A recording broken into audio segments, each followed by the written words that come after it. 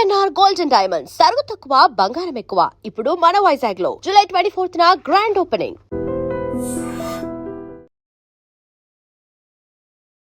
నమస్తే, welcome to I dream. నా పేరు వలి.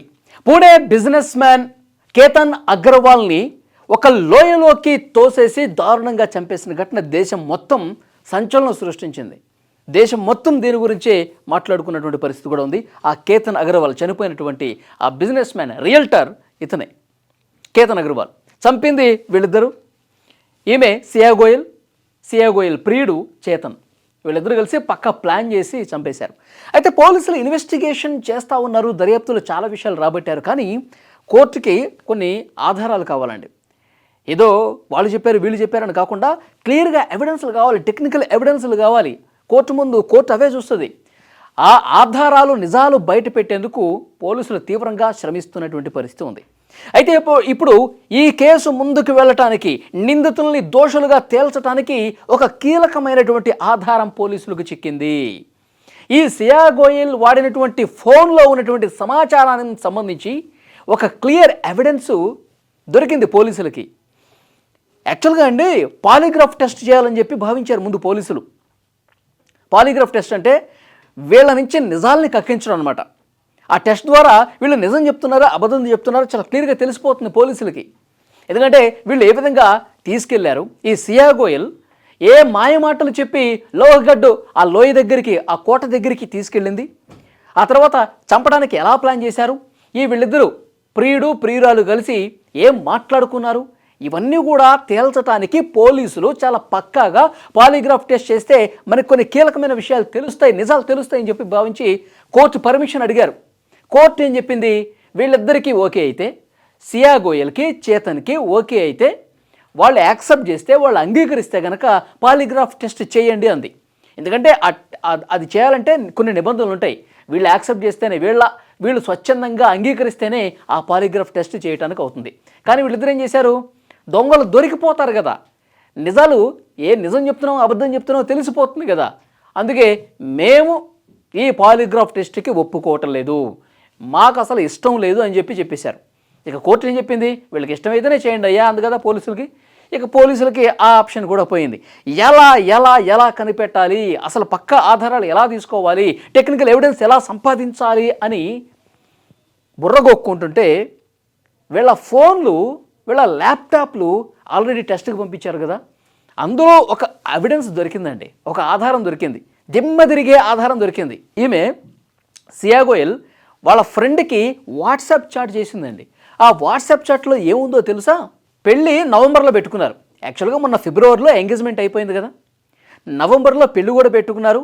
ఉదయం ఆ ప్యాలెస్, రాజస్థాన్లో ఉన్నటువంటి ఆ ప్యాలెస్ని ఆల్రెడీ బుక్ కూడా చేసుకున్నారు కదా.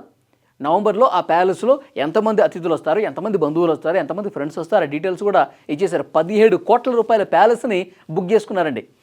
ఈ కేతన్ అగర్వాల్కి సియా గోయల్కి పెళ్లి చేయడానికి 2 కుటుంబాలు ఆ ప్యాలెస్లో అంగరంగ వైభవంగా పెళ్లి చేయడానికి 17 కోట్లు ఖర్చు పెట్టి బుక్ చేసుకున్నారు కదా.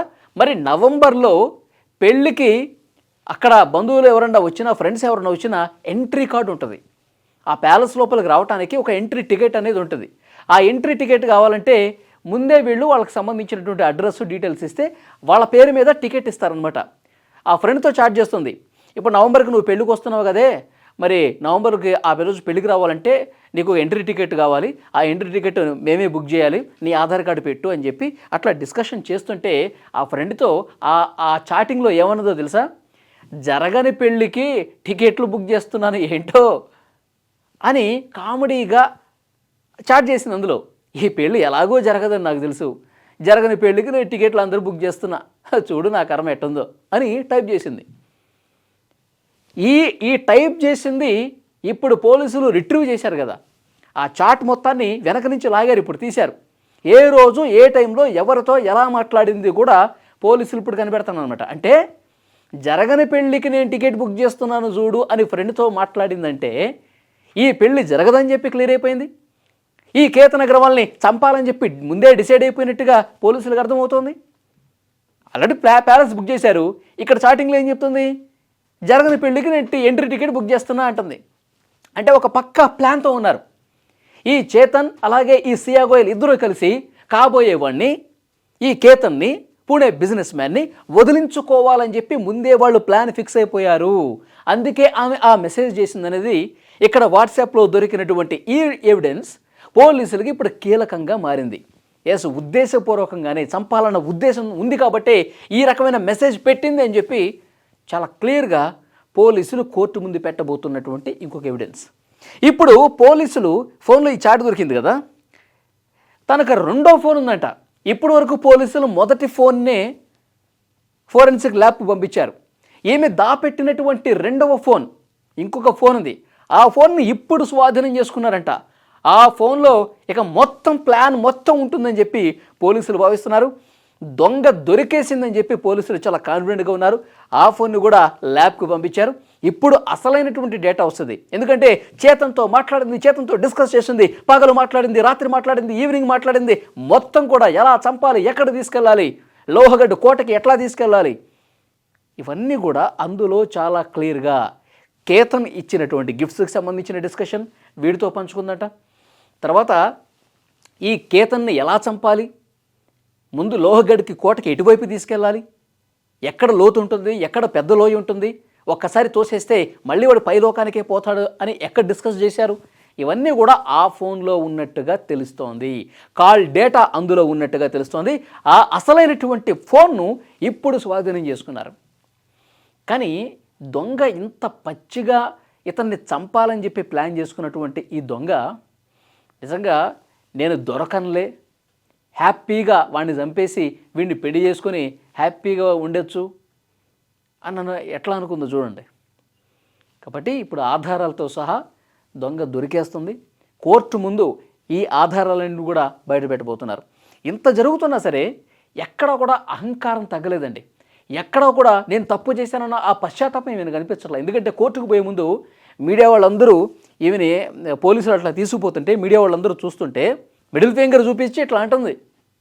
అది ఎంత పెద్ద భూతో జనాలందరికీ తెలుసు. ఇప్పుడు నేను చెప్తే బాగోదు. సో డెఫినెట్గా ఇలాంటి ఆడవాళ్ళకి, ఇలాంటి సైకో క్రిమినల్ ఆడవాళ్ళకి కఠినమైనటువంటి కారాగార శిక్ష పడాల్సిందే. జీవితం అంటే ఏంటి, ప్రాణం విలువ అంటే ఏంటి, బంధాలంటే ఏంటి, మానవత్వం అంటే ఏంటి, విలువలంటే ఏంటి, ఇవన్నీ తెలిసేలాగా చెయ్యాలంటే చిప్పకూడు తినిపించాలి. కొన్ని సంవత్సరాల పాటు జైల్లో పెడితేనే తను చేసినటువంటి తప్పు తెలుస్తుంది. మదమెక్కి ఒళ్ళు కొవ్వెక్కి కన్ను మిన్ను కానరాక ఒక నిండు ప్రాణాన్ని, అమాయకుడండి, ఏమీ తెలియదు, పిచ్చి ప్రేమ పెంచుకున్నాడు ఈమంటే.